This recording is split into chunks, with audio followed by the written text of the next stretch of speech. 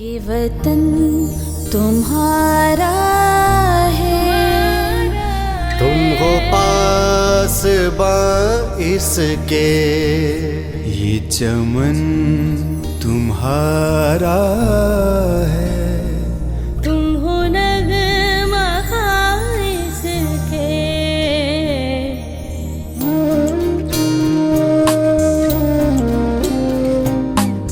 ہم اپنے معزز مہمان قاسم علی شاہ صاحب کے تہ دل سے مشکور ہیں، اور چیئرمین NL1 کے بھی مشکور ہیں کہ جنہوں نے یہ خصوصی ہمیں ٹائم مہیا کیا کہ معاشرے کے وہ لوگ جو شاید باہر تو یہ قاسم علی شاہ صاحب کو نہ سن سکیں، لیکن وہ ان کی ہی وجہ سے آج تشریف لائے اور وہ ان سے آج خطاب فرمائیں گے۔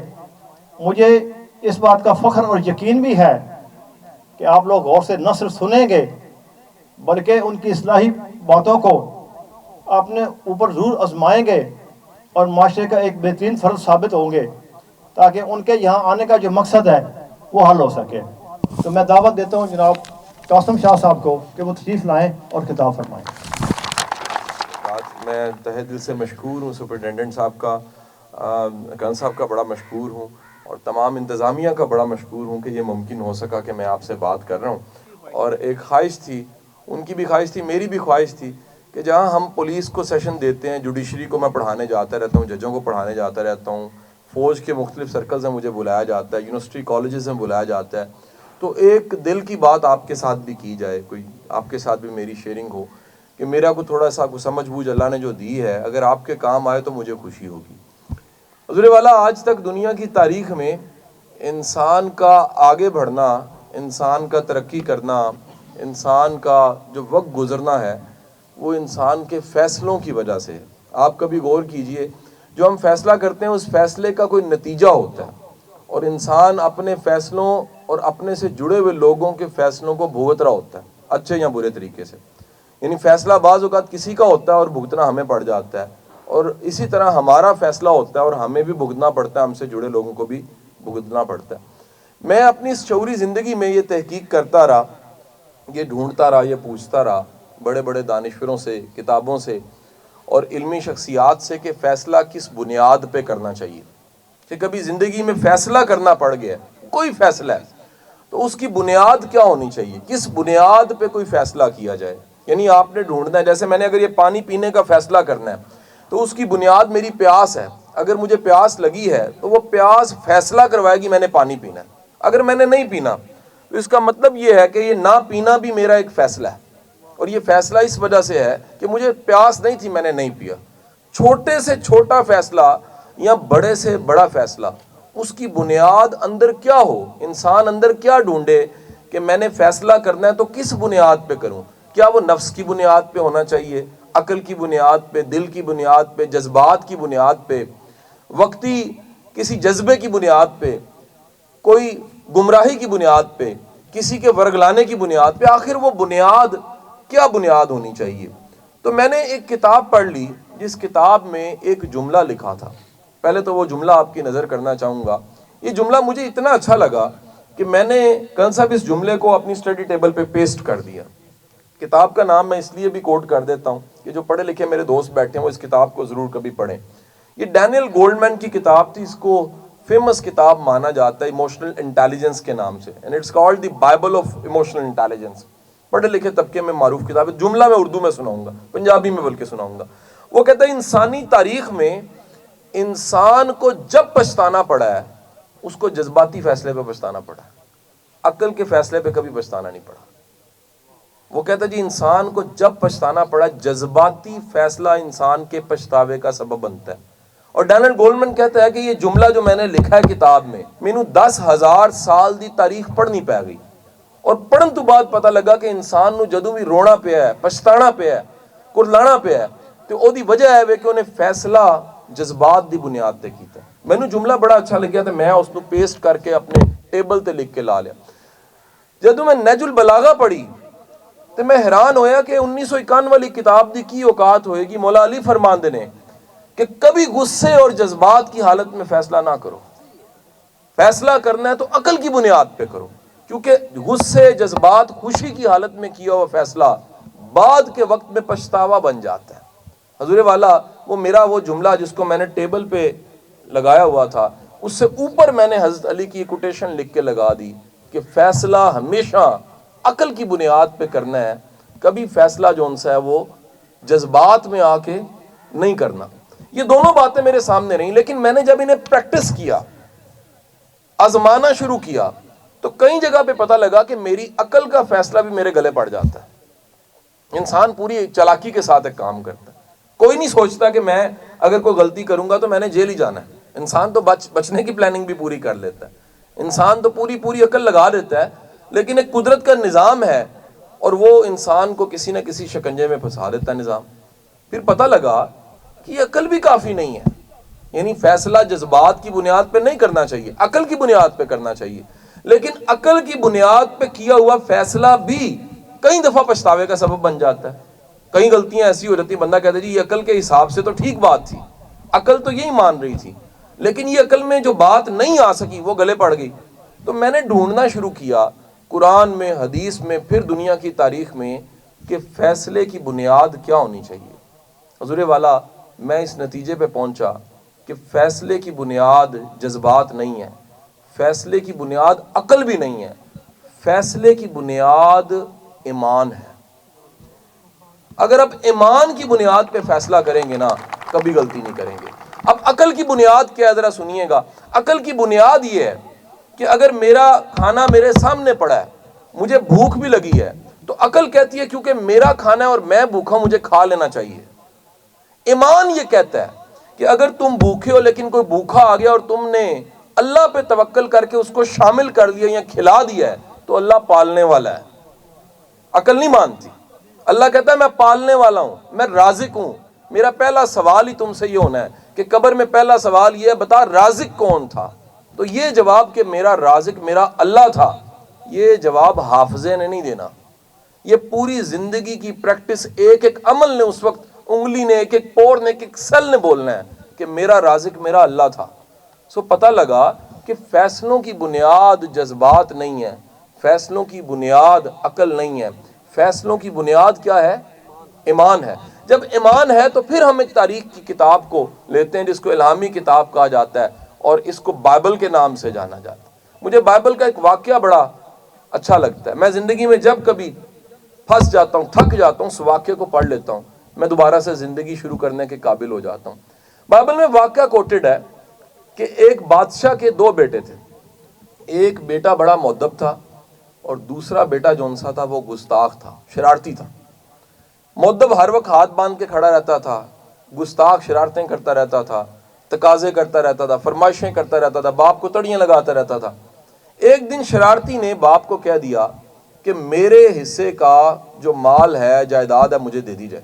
باپ نے سمجھایا پتر اے رول جائیں گا، اے حصہ مل گیا تیرے کو سامنے نہیں جانا، یعنی مال نہیں مسئلہ، تو مال نو سامن دے قابل نہیں ہے، سو مہربانی کر اے مال نو چھڑ، زندگی آرام نہ گزار۔ انہیں کیا نہیں ابا جی میرا حصہ چاہیے۔ بڑا سمجھانے کے باوجود جب وہ نہیں مانا تو باپ نے اس کا حصہ دے دیا۔ حصہ لیا، یاش بندہ تھا، مال ختم ہونا شروع ہوا، ایک ملک سے دوسرے ملک در بدر ٹھوکریں کھانے کے بعد ایک رات وہ کسی سوروں کے باڑے میں سویا ہوا تھا۔ یہ حالت بدترین ہو گئی کہ سونے کے لیے جگہ بھی ملی تو سوروں کے باڑے میں سویا ہوا تھا۔ اسے خیال آیا کہ یار جو بھی ہے پیو تے میرا ہی ہے، کیوں نہ جا کے معافی مانگ لواں، کیوں نہ جا کے معذرت کرنا۔ تو اس نے صبح اٹھتے ہی فیصلہ کیا کہ مجھے باپ کی طرف واپس جانا ہے، لوٹنا ہے اور معافی مانگ کے معذرت کر کے واپس کہنا ہے کہ ابا جی پتر تاڑے ہی معافی دے دیو۔ تو وہ ادھر سے چلا تو بائبل میں لکھا ہوا ہے کہ باپ کو پتہ لگا بادشاہ کو، تو اس نے کہا جشن، سارے آگے، وہ لاڈلا پتر بھی آ گیا، تابع دار پتر۔ اس نے کہا ابا جی وہ تو اجاڑ کے آ گیا، تباہ کر کے آ گیا، تسی کہندے جشن۔ تو والد نے کہا پتر جاندے بڑے نہیں، آندہ کوئی کوئی ہے واپس، جاندے بڑے نے، آندہ کوئی کوئی ہے واپس۔ اور یہ پوری کہانی کا وہاں کنکلوژن یہ ہے کہ اللہ کو سب سے زیادہ پسند وہ بندہ ہے جو توبہ کر کے پلٹ جاتا ہے، جو توبہ کرتا ہے اور پلٹ جاتا ہے۔ سو توبہ کر کے پلٹنے والا، حدیث کا مفہوم یہ ہے کہ جیسے ایک نیا بچہ دنیا میں پیدا ہوا ہوتا ہے، اس کا کوئی گناہ نہیں ہوتا، اللہ اس کو ایسے ہی لیتا ہے، اس کا کوئی گناہ نہیں، کیونکہ اس کی توبہ سچی ہے۔ میں اپنا تھیسس یہاں کھڑا کر رہا ہوں، میں نیا تھیسس کھڑا کرنے لگا ہوں، نئی بات آپ سے کرنے لگا ہوں۔ میں نے ان کتابوں کو پڑھنا شروع کیا جس میں اسیران جو ان سے تھے، جو جیلوں میں لوگ رہے، کیونکہ دیکھیں یہ تو ایک سزا آپ یہاں پر جیل میں کاٹ رہے ہیں، یہ کوئی بڑی سزا نہیں ہے. میں اس کے مقابلے میں آپ کو دنیا کی کئی جیلوں کے تذکرے کروں، آپ سوچ بھی نہیں سکتے. میں نے ان چیزوں کو بھی پڑھا، ہولوکاسٹ کا بھی پڑھا، میں نے نازیز کو بھی پڑھا، میں نے ان ٹارچر سیلز کو بھی پڑھا جہاں پر بندہ خود کہتا تھا مجھے مار دیں لیکن اتنا ٹارچر نہ کریں. میں نے وہ ساری چیزیں بھی پڑھنی تاریخ کی. میں نے ان سائیکالوجسٹ کی کتابیں پڑھنی شروع کر دیں جو بتاتے ہیں کہ جیل میں گزاری ہوئی زندگی، اس میں بہترین عمل یہ ہے کہ آپ باقی کی زندگی کے لیے کچھ اچھے فیصلے کر لیں. جو گزر گئی سو گزر گئی، جو ہونا تھا وہ ہو گیا. اس دور میں، قید کے دور میں، آپ کو ایک بات بتا دوں، یا جیل قریب ہے آپ کے، یہاں اللہ قریب ہے. یہ میں غلط کہہ رہا ہوں صحیح کہہ رہا ہوں؟ کیونکہ جو ایک قیدی کا سجدہ ہوتا ہے نا، وہ جیسے سپرنٹینڈنٹ صاحب کہہ رہے تھے کہ ملا کی اذاں اور ہے، مجاہد کی اذاں اور. میں گارنٹی سے کہتا ہوں بے بس اور مجبور انسان کا سجدہ ڈائریکٹ اللہ کے پاس جا رہا ہوتا ہے. بے بس انسان کی دعا سیدھا اللہ کے پاس جا رہی ہوتی ہے. اس کی عرضی، اس کا دن کا ٹائم بھی تہجد کا ٹائم ہی ہوتا ہے اگر وہ دعا اللہ سے سچی مانگے. سو اس نتیجے پہ میں پہنچا کہ جس توبہ کی میں نے بات کی ہے، جس زندگی کو رینیو کرنے کی میں نے بات کی ہے، جس زندگی میں تجدید کرنے کی میں نے بات کی ہے، جس زندگی میں نئے فیصلے کرنے کی میں نے بات کی ہے، جیل یاد رکھیے گا، جیل ولی بھی بناتی ہے، جیل بڑا مجرم بھی بناتی ہے. جا کے تاریخ پڑھ لیں، جیل نے کئیوں کو ولی بنا دیا. جیل کے کلچر نے نہیں بنایا، انہوں نے فیصلہ ایسے کیا کہ یا باری تعالیٰ میں کسی جرم پہ توکل نہیں کر رہا، میں عقل پہ توکل نہیں کر رہا، میں جذبات پہ توکل نہیں کر رہا، یا باری تعالیٰ میں تجھ پہ توکل کر لیتا ہوں. اور پھر اللہ نے ان کی لاج نبھائی ہے. اللہ ناج نبھانے والا اللہ ہے. میں کل بھی پولیس کے سیشن میں کہہ رہا تھا کہ اگر آپ کی چھوٹی سے چھوٹی نیکی ہے، چھوٹا سا چھوٹا عمل ہے، اور آپ نے اس کا اجر لینا ہے، تو خدا را بندوں سے اجر نہ لیں. کیوں؟ میرا اللہ قرآن میں واضح کہہ دیتا ہے کہ اجر اور قدردانی اگر تم نے کروانی ہے تو اس کائنات کا سب سے بڑا قدردان اللہ خود ہے. قدردانی اللہ کے پاس ہے. سو بھائیو، آج یہاں موجود ہو، میری دعائیں ہیں کہ اللہ تعالیٰ آپ کو خیر کی، عزت کی رہائی عطا کرے، آپ خیر سے اپنے گھروں کو واپس پلٹیں. لیکن یہ جو وقت آپ کو یہاں پہ ملا ہے، یہ بہترین وقت ہے فیصلہ کرنے کا. اور فیصلہ اگر کرنا ہے، کئی فیصلے میں چاہوں گا، امید کروں گا کہ میرے یہ آپ کو بتائی ہوئی باتوں میں سے کچھ فیصلے تو آپ ضرور کریں. ایک فیصلہ میں نے کہا توبہ کرنے کا. توبہ کا مطلب یہ ہے کہ یا باری تعالیٰ میرے سے غلطی ہوئی. یہ تو اعتراف کو اعتراف ہی نہیں جو عدالت میں ہے. اللہ سچی توبہ کو سننے کے بعد بندے پہ اندازہ لگائیں، وہ رستے کھول دیتا ہے خیر کے. بڑی دنیا کے ایسے لوگ ہیں، وہ کہتے ہیں جی ہماری سچی توبہ نے ہمارے رستے کھول دیے، ہمارے رزق کی فراوانی ہوگی. اللہ کے کرم کی انتہا دیکھیے کہ بندہ جب مانگتا ہے، بندہ اپنی اوقات کے مطابق مانگتا ہے، لیکن میرا اللہ جب دیتا ہے اپنی شان کے مطابق دیتا ہے. تو اس کی شان تو بے شمار ہے. یہاں رہتے ہوئے پہلا فیصلہ تو سچی توبہ کا ضرور کیجیے. سچی توبہ کا مطلب ہے جو پہلے والی زندگی تھی اس کو کاٹا مار دیں، مٹ گئی. اللہ جون سا اس کو بلا دے گا. میں کہتا ہوں دنیا اور جو آپ جن آنکھوں نے آپ کو کبھی رسوا دیکھا ہے، ہتھ کڑیوں میں دیکھا ہے، ان کے ذہنوں سے بھی اڑا دے گا اگر توبہ سچی ہے. کیونکہ وہ کہتا ہے عزت اور ذلت میری طرف سے ہے، عزت ذلت جون سی ہے میں دینے والا ہوں. توبہ سچی ہے تو ایک نئی زندگی کا آغاز ہو سکتا ہے. یہ پہلا فیصلہ آپ نے ضرور کرنا ہے. دوسرا فیصلہ جو میں چاہوں گا، اب یہ دیکھیں پہلا فیصلہ ایمان کی بنیاد پہ، عقل کی بنیاد پہ نہیں ہے. حضرت علی کرم اللہ وجہ کہتے ہیں اگر بندے کے خیال اور بندے کی نیت بندے کے بیٹے کو پتا ہو، ایک شخص کے بیٹے کو اس کی نیت پتا ہو، بیٹا اس کا جنازہ نہیں پڑھ سکتا. یہ اللہ ہے جو بندے کو معاف کر دیتا ہے. یہ جو اللہ ہے گناہ گاروں کو معاف کر دیتا ہے. سو ایمان کی بنیاد پہ توبہ کا حکم ہے. ایمان کی بنیاد پہ حکم یہ ہے کہ تم اگر معافی مانگتے ہو اپنے اللہ سے، اس بنیاد پہ کہ میرا اللہ معاف کرنے والا ہے، یہ امید اور یہ توقع بذات خود اللہ کا انعام ہے. یہ یقین کہ سائیں تو میرا ہی ہے نا، رب تو میرا ہی ہے نا، بندہ تو میں اسی کا ہی ہوں نا، اور کسی در پہ تو میں جا نہیں سکتا. جب یہ یقین پورا ہے کہ توبہ میرے اللہ کے لیے ہے، اور توبہ اس توکل کے ساتھ، اس یقین کے ساتھ ہے کہ میرا اللہ معاف کرنے والا ہے، تو اس توبہ کا بھی ایک سرور ہے. اللہ آپ کو وہ توبہ نصیب کرے. دوسرا فیصلہ یہ کیجئے، حضور والا اللہ کے رسول نے فرما دیا کہ جو اللہ سے معافی چاہتا ہے وہ بندوں کو معاف کر دے. اب اللہ کے رسول کا یہ ارشاد میرے لیے ایسے ہی ہے کہ دنیا کی آخری بات ہے. کائنات کے کسی بندے کی بات میرے رسول کی بات کے سامنے کچھ نہیں. دنیا کی بڑی سے بڑی ریسرچ میرے رسول کی بات کے سامنے کچھ نہیں ہے. میرے استاد واصف علی واصف فرمایا کرتے تھے کہ پیغمبر کی جو بات ہے نا وہ باتوں کی پیغمبر ہوتی ہے. جیسے بندوں میں کوئی سردار ہوتا ہے نا، ایسے دنیا کی ساری باتیں پڑھی ہوں، ان باتوں میں کوئی سردار بات جو ان سی رسول اللہ کی بات ہے. تو میرے رسول نے کہہ دیا اگر تم چاہتے ہو اللہ تمہیں معاف کر دے تو جو تم سے جڑے ہوئے ہیں ان کو معاف کر دو. اپنی زندگی میں معاف کرنے کا فیصلہ ضرور کیجیے. انسان کو سب سے تنگ کرنے والا جو جذبہ ہے نا، نیگیٹو جذبہ، وہ گرج ہے کہ میں بدلہ لوں گا، میں بتاؤں گا، میں ایک بار باہر نکلوں پھر میں بتاؤں گا کیا ہوتا ہے. یہ انسان کی عاقبت بھی خراب کرتا ہے، دنیا بھی خراب کرتا ہے. بالکل جیسے انگارہ ہاتھ پہ رکھا ہو اور کسی کو مارنا ہو، پتہ نہیں وہ اس کو لگے گا کہ نہیں لگے گا، لیکن اپنا ہاتھ جل جائے گا. سو حضور والا یہ دوسرا فیصلہ ہے معاف کرنے کا. یہ معاف کرنے کا فیصلہ ضرور کیجیے. جو آپ سے جڑے ہوئے جن سے گلے ہیں اللہ کے لیے انہیں معاف کر دیجیے. بلکہ یہ کہہ کے معاف کیجیے. ایک پورا واقعہ میں نے اس کو 2 جگہ میں نے کوٹڈ سنا ہے اور 1-2 جگہ میں نے کوٹ بھی کیا ہے کہ یہ واقعہ رسول اللہ صلی اللہ علیہ وسلم کے مدنی دور کا ہے. آپ سرکار صلی اللہ علیہ وسلم مسجد نبوی میں تشریف فرما، صحابی سامنے موجود ہیں. میرا رسول کہتا ہے یہ بتاؤ رات صدقہ کس نے کیا تھا، رات صدقہ کس نے کیا تھا؟ تو سب صحابی خاموش رہتے ہیں، کوئی نہیں بولتا کہ صدقہ میں نے کیا تھا. دوسری بار پھر میرا رسول پوچھتا ہے کہ رات صدقہ کس نے کیا تھا؟ خاموشی ہوتی ہے. تیسری بار آپ جذبات سے پوچھتے ہیں بتاؤ رات صدقہ کس نے کیا تھا؟ تو ایک صحابی کامتی ٹانگوں ہاتھوں کے ساتھ کھڑے ہو کے کہتے ہیں یا رسول اللہ صدقہ میں نے کیا تھا. تو میرا رسول کہتا ہے بتا کیوں نہیں رہے تھے؟ تمہارے صدقے کا ثواب تو مدینے سے عرش تک جاتا رہا ساری رات.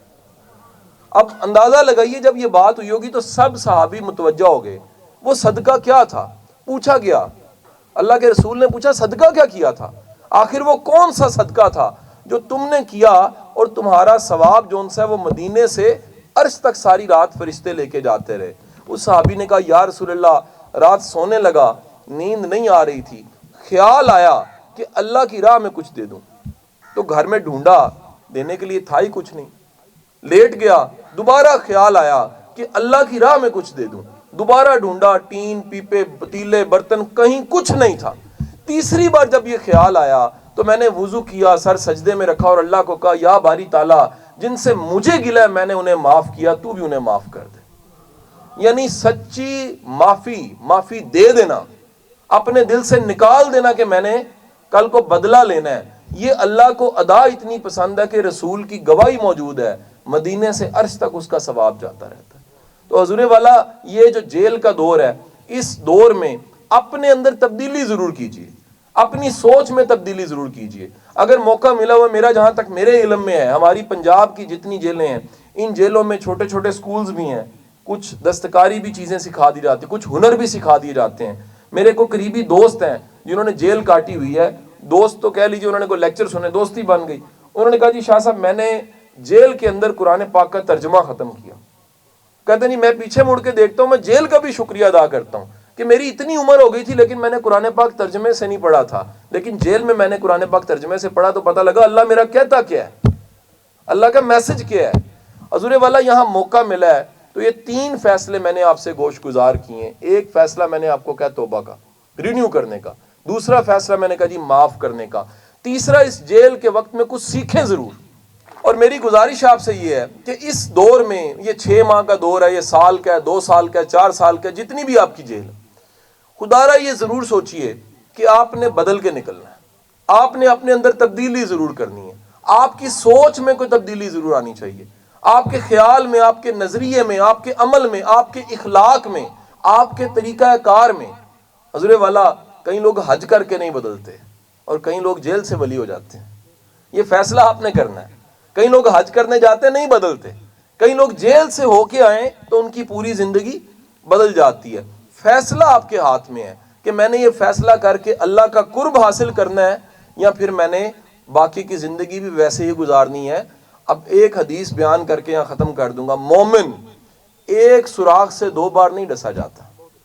اگر ایمان آپ کے پاس ہے تو وہ غلطی جو پہلے کی تھی وہ دوبارہ نہیں ہونی چاہیے. ایمان کا مطلب یہ ہے کہ آپ کو اللہ پہ پورا یقین ہے کہ آپ کا اللہ جس نے آپ کو تخلیق کیا ہے اس نے آپ کے نصیب کو بھی تخلیق کیا ہے. جس نے نصیب کو تخلیق کیا ہے تو میرے بھائیوں جو نصیب میں ملنا ہی ملنا ہے اس کے لیے رونا دھونا دو نمبری کی ضرورت ہی کوئی نہیں ہے. حضرت علی کرم اللہ وجہ جو جا رہے, آپ کے ہاتھ میں اونٹ کی مہار تھی, اونٹ لے کے جا رہے تھے, حاجت پیش آئی, ایک بدو کو پکڑا دیا اونٹ. کہنے لگے یار تھوڑی دیر انتظار کر میں آتا ہوں. واپس آئے تو اونٹ تھا, اس کی مہار وہ لے کے نکل چکا تھا, چوری کر لی اس نے. بازار گئے ہانکتے ہوئے تو وہی مہار جون سی چیزیں تھیں وہ 2 دینار کی مل گئیں اور وہی والا تھا. اس نے پوچھا کون تھا؟ اس نے کہا جی عربی بدو آیا آ کے بیچ گیا. کہنے لگے واہ ربا, میں حلال 2 دینار دینا چاہتا سا, حرام لینا چاہتا سی. حضور والا جو نصیب میں ملنا ہے وہ ملنا ہی ملنا ہے, اس کو ایمان اور توکل سے حلال کر لیں. جو ملنا ہے وہ مل کے رہنا ہے. اگر مل کے ہی رہنا ہے تو کیوں نہ نیت اچھی کر کے, عمل اچھا کر کے, سوچ اچھی کر کے, توکل اللہ پہ کر کے اس کو حلال کر لیا جائے. جو ملنا نہیں ہے اس کے لیے تگو دو کوشش کیسی؟ جو نصیب میں نہیں ہے اس نصیب سے تو باہر نہیں آپ جا سکتے. سو میں یہ ضرور کہوں گا کہ اس جیل نے اگر اس لیکچر کو ممکن بنایا, میری چند گزارشات آپ تک گئیں, آپ میرے لیے بھی دعا کیجیے گا. میرا یقین ہے کہ شاید اگر میں اپنے لیے کروں تو وہ کم قبول ہوگی, لیکن جیل میں کوئی مجبور کوئی ہے, کوئی بیچارہ بے گناہ بھی ہو سکتا ہے, جیلوں میں ہوتے ہیں, تو میرا یقین ہے کہ وہ ولی ہے میرے لیے, وہ ولی سے کم نہیں ہے. بے بس بندہ ولی ہوتا ہے, تو اس کی دعا باقیوں کے لیے بھی ہونی چاہیے. خیر کی دعا سب کے لیے ہونی چاہیے, بلکہ خیر کی دعا تو اس ملک کے لیے بھی ہونی چاہیے. سو یہاں رہتے ہوئے اپنی زندگی کو رینیو کیجئے, سچی توبہ کیجئے, اللہ پہ توکل کیجئے, اور جب اس جیل سے باہر جائیں تو ایک بات یاد رکھیے گا, پہلے والی زندگی کو کاٹا لگا دینا, ایک نئی زندگی شروع کرنی ہے. اور میرا یقین ہے کہ آپ اگر نئی زندگی کو اللہ پہ توکل سے شروع کریں گے, آپ کا اللہ آپ کی لاج ضرور نبھائے گا. پاکستان زندہ باد.